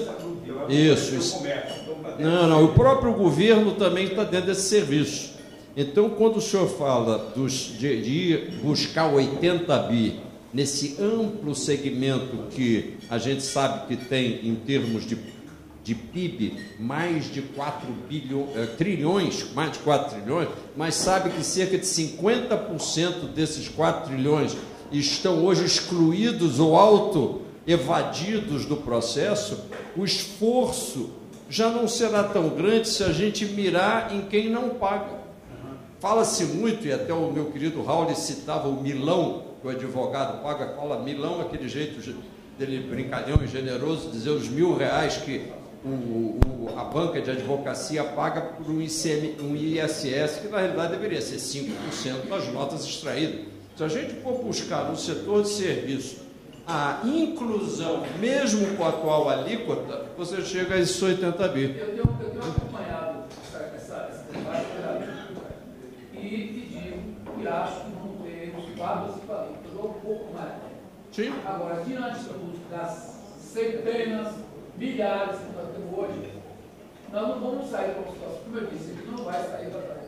Esse debate tem que ver na frente parlamentar, lá na não é ideal. Agora, eu conversei ontem à noite com o trabalho, nós entendemos, nós estudando essas, por isso que não saiu o texto ainda, saiu o quê? Diretrizes, como o próprio Aguinaldo nos disse aqui, aliás, teve uma reunião aqui, 13h da tarde. Toda atenção, todo mundo perguntou o que quis Aguinaldo. E ele colocou claramente que não era um texto ainda definitivo, era diretrizes para apresentar o texto. E nesse texto aí, a proposta de Cissata, o demais, propôs como até agosto, e pactuar isso com as frentes. E hoje a gente fala as frentes como se fosse alguma coisa elementar. É primordial hoje. Não é qualquer elemento desse processo. As frentes cresceram, tem um processo de debate, tem uma capacidade também de inserção dentro do plenário. Não que a gente podia ser aqui propor essa questão que você coloca no serviço. Eu estou preocupado também, muito preocupado. Eu acho que dá para a gente alinhar uma parte desses assuntos e eleger aqui a sua comissão, já unir as duas frentes. Vamos ter 4 ou 5 pessoas que vão estar ligadas diretamente ao governo. O governo a gente conversa com quem? Além de Reginaldo, o relator, para a gente trocar figurinhas. Eu acho que seria isso. Ele estaria dando uma contribuição valiosa para ser fonte desse processo. Presidente, vamos trazer antes desse período de avaliação do texto aqui, o Baelinha. Gustavo Vairinha, porque o Vairinha ele é o secretário nacional da Receita. Não é? Claro. Como a gente já trouxe aqui, o relator, como já trouxe do trabalho, que tem como dar uma sugestão. Antes de passar para o presidente Efraim encerrar, eu queria, aproveitando a sugestão do Zé Neto, compartilhar com o presidente se a gente poderia fechar aqui um posicionamento da diretoria da frente, o Zé como nosso vice-presidente, inclusive, trazendo essa proposta, de que a gente leve ao presidente Arthur Lira um pleito da frente de que essa matéria não seja levada a plenário antes de agosto, para que nós tenhamos pelo menos o período de recesso de julho para um processo de análise mais cuidadosa do texto, né? E a outra questão que eu queria propor é que nós já estabelecêssemos aqui que a Frente do Comércio e Serviço convide a Frente Parlamentar Agropecuária, que, aliás, já também sinalizou o desejo nesse sentido, e a Frente do Empreendedorismo, para nós fazermos um evento na primeira quinzena de julho, que eu não quero propor agora em junho, que vai estar muito vazio aqui, um evento na primeira quinzena, primeira semana de julho, mas um evento em que a gente tente organizá-lo de tal maneira, quem sabe até numa terça pela manhã, um acordo com parlamentares interessados, para que a gente consiga reunir, inclusive convidando todos que fazem parte do grupo de trabalho, mas convidando pelo menos uns 100 parlamentares. Nós não podemos perder a oportunidade de palestras como a que nós tivemos aqui hoje, e obviamente num encontro como esse, nós teríamos a visão do Paulo Rabelo, a visão do Janete, e também a visão de quem, de alguma forma, do próprio API, né? Para que a gente pudesse fazer uma discussão mais madura, mais profunda, já com o texto na mão, porque no plenário a gente sabe que é 1 minuto para cada deputado falar, e olhe lá se ele conseguir se inscrever. Então não há debate em plenário, sejamos realistas, não há debate, não existe debate em plenário, existe manifestação isolada de líderes de quem consegue se inscrever, e com uma tendência de polarização. Então nós precisamos de debater isso com a sociedade antes. Então, presidente Efraim, eu te devolvo a condução para que você manifeste também sobre isso. Fazermos um comunicado em nome da frente ao presidente Arthur, pedindo a ele um prazo que seja pelo menos o mês de julho, porque a matéria só vai a plenário em agosto, e que também a gente possa promover um evento conjunto e que não seja nem aqui nessa sede, nem um lugar amplo, para a gente fazer um debate de uma manhã inteira, já com o texto na mão. E ninguém invente nada de negócio de votação. Não, eu acho o seguinte, muito boa vontade, Domingos, conte comigo. Agora, me preocupa muito a gente jogar para agosto a data, aí o texto só vai vir em agosto. Não. Sim, mas é isso que eu estou querendo dizer. Eu acho o seguinte, eu acho que a gente deveria se posicionar. Não, a gente deveria se posicionar sobre o prazo quando o texto chegar. Senão não chega o texto. E aí fala quem está ali há 4 mandatos, tá certo? Se você for lembrar, nós não temos o texto da última discussão da reforma tributária. O mesmo relator, que era o Aguinaldo, teve aí em cima da PEC 45, mas nunca chegou o substitutivo para ser votado. Ficou naquela coisa com o Rodrigo Maia, vota hoje, vota amanhã, vota hoje, vota amanhã, vota vai passar. Aí eu lembro demais que eu era líder do DEM, eu participei. Aí foi se aproximando da eleição, aí disse, não, já está muito próximo da eleição de presidente da Câmara, então vamos deixar para fazer depois para não contaminar o debate. Olha que isso era outubro, novembro, a eleição de presidente da Câmara ia ser em fevereiro. Mas acabou não acontecendo. Então, eu queria ver o texto. Eu pago o preço, tá certo, e acho que é uma mobilização, é uma casa de parlamentares. Não é possível que os parlamentares não tenham a condição de se rebelar e dizer, eu não vou votar isso, tá certo, da segunda para quinta. Mas eu tudo bem, eu acho que não deu texto. Quando tiver o texto, dizer não dá para votar agora, nós só podemos votar em agosto. Nós teremos uma reunião semana que vem, aqui, e a sugestão, até a reunião da semana que vem, nós, óbvio, vocês todos são convidados, mas a gente espera já ter o texto na mão. Deixa eu só... Não, terminei. Eu só estou dizendo o seguinte, seguindo a sua linha de raciocínio, para que a gente se posicione a partir do momento que a gente tem o texto, a informação que eu tive ontem é de que, possivelmente ainda poderia sair essa semana, no mais tardar até terça-feira, dia 20. Bom, vamos admitir então, pior do cenário aí, então que seja dia 20. Na quarta-feira que vem, eu estou sugerindo, pedir ao nosso presidente João Galassi, da UNEX, que convide os presidentes das entidades que compõem o comércio e serviço para estarem presentes aqui, já com conhecimento do texto, já com alguma reflexão. Se os senhores puderem também colaborar e estar aqui, a gente faria uma reflexão preliminar sobre o texto e, nesse momento, a gente teria subsídio para dizer, justifica já vir a público dizer que não dá para votar ou não? Quem sabe vão nos dar uma surpresa maravilhosa aí? Vamos ver se... Eu acho que nós estamos querendo se adiantar, claro, num exercício, numa simulação, que é bom de pensar, mas para se posicionar, acho que vamos aguardar o texto. Eu falei que eu era um realista esperançoso, tá? Então, na parte do esperançoso, fica o sentimento de que eu não concebo, tá certo, que nem o presidente Arthur Lira, nem o relator vão querer apresentar um texto numa segunda para votar numa quinta, tá? Eu não concebo. Eu acho que tudo bem, é uma hesitação, a gente já viu isso acontecer com outros temas de menor dimensão, tá? Então, assim, pausa um pouco para que a gente não inviabilize um momento de discussão, de apresentação de texto. Eu acho que apresentar esse texto é algo que todo mundo está falando disso. Ninguém vai conseguir votar isso de uma hora para outra. Nem o Arthur lá na Câmara. Não dá. Eu acho que as pessoas querem conhecer, querem simular, querem saber da vida real da economia, o que é que vai acontecer em cada setor, em cada empresa. Então, eu ponderaria um pouco mais, deixa ter o texto e, a partir do texto, a gente se posiciona. Olhar com isso na cabeça. Eu acho que é isso. E só para dar a minha posição, que todo mundo falou, eu gosto muito do direito comparado, como jurista. E acho que o IVA, por ser praticado em todo lugar que funciona, é o caminho para onde a gente deve seguir. Né? Então, assim, e eu não tenho a expertise que vocês têm, mas o que eu procuro encontrar, se o IVA funciona em todo canto, e pode funcionar aqui, porque qual é a vantagem do IVA? Ele tira o emaranhado de regras do ICMS e do ISS, que é o que complica a vida de quem produz. Porque eu quero fazer uma reforma tributária pelo olhar do empreendedor, pelo olhar do contribuinte. Eu não posso fazer uma reforma tributária pelo olhar do governo. Talvez seja aí o grande erro que empaca as nossas reformas, as nossas propostas de reforma tributária, porque se procura fazer pelo olhar do governo. Reforma tributária não é para facilitar a vida de quem cobra o imposto, é para facilitar a vida de quem paga o imposto. Então, pelo olhar, eu sou a favor do IVA.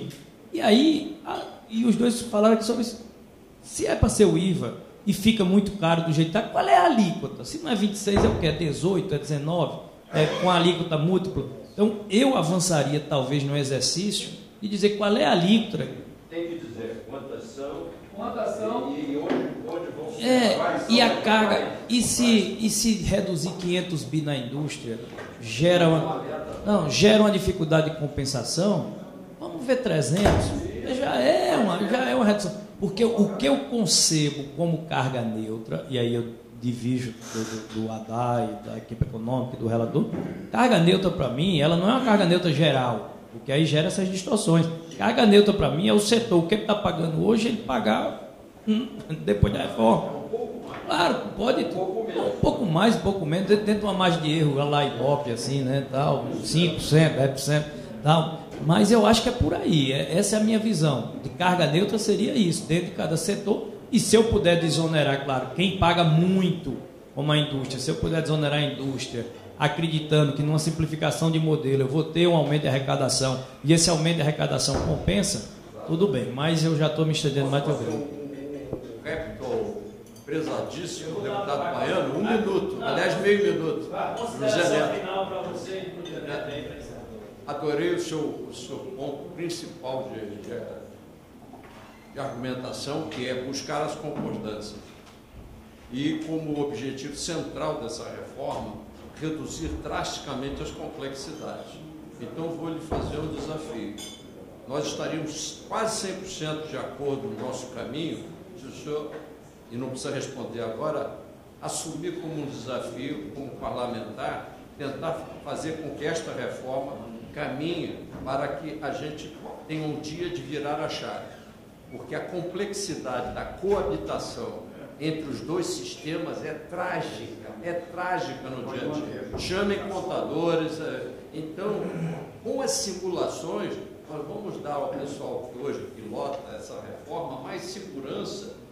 Por exemplo, simular o Honda durante o ano todo de 24, você pode, em 1º de janeiro de 25, virar a chave e o sistema ser o IVA, e não mais os semi-mortos de ICMS. Você imagina, ISS, IPI, tudo como zumbi durante mais 5 anos. Isso não tem cabimento. Então, meu desafio é, estamos juntos em concordância quase absoluta. Mais detalhes sobre se virar a chave. Vou virar a chave. Entendeu? É fundamental.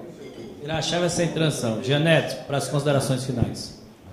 Olha, queria agradecer ao senador Efraim, deputado Domingos, por essa oportunidade fantástica de estarmos aqui colaborando em algo tão importante para o Brasil e para o futuro. Agora, eu acho que aquilo que eu falei no início, quer dizer, nós temos que resolver os conflitos distributivos. É a concordância, é buscar o consenso, alguém vai perder um pouquinho, outro vai ganhar um pouquinho. Pequenas variações são necessárias, não há dúvida que vai acontecer. O que não pode é ter uma coisa disruptiva, que vão ter setores, empresas fechando, gente desempregada, porque não mudar uma reforma tributária sem pensar. Então, essa ideia de fazer o Honda, e aí eu quero dizer outra coisa, a 45 e a 110 foram apresentadas em 2019. Esses 5 anos ou 4 anos, a evolução tecnológica que já teve é uma velocidade incrível. A gente vai conversar hoje, essa coisa da plataforma digital, que a gente tem hoje a condição de fazer, vejam, são três atividades, só para concluir: arrecadação, apuração e distribuição. Na hora que você arrecada, você tem uma origem desse imposto, mas não quer dizer que você vai distribuir da mesma forma. Esse ajuste por algoritmo permite que você tenha a redução das diferenças, dos conflitos distributivos e elimina a oposição. E a fazer um ano Honda, acho que essa é outra grande sugestão, simulando em paralelo como é que vai ser, a gente vai saber direitinho como vai arrecadar, quem vai receber e eliminar as diferenças e as divergências sobre o assunto. Muito obrigado, estamos à disposição. Domingos, a hora que você precisar, convoque que nós viremos aqui como soldados. Obrigado a todos pela presença, especialmente os que resistiram até as 15 horas praticamente. Obrigado. E os que resistiram sem almoço, mais ainda.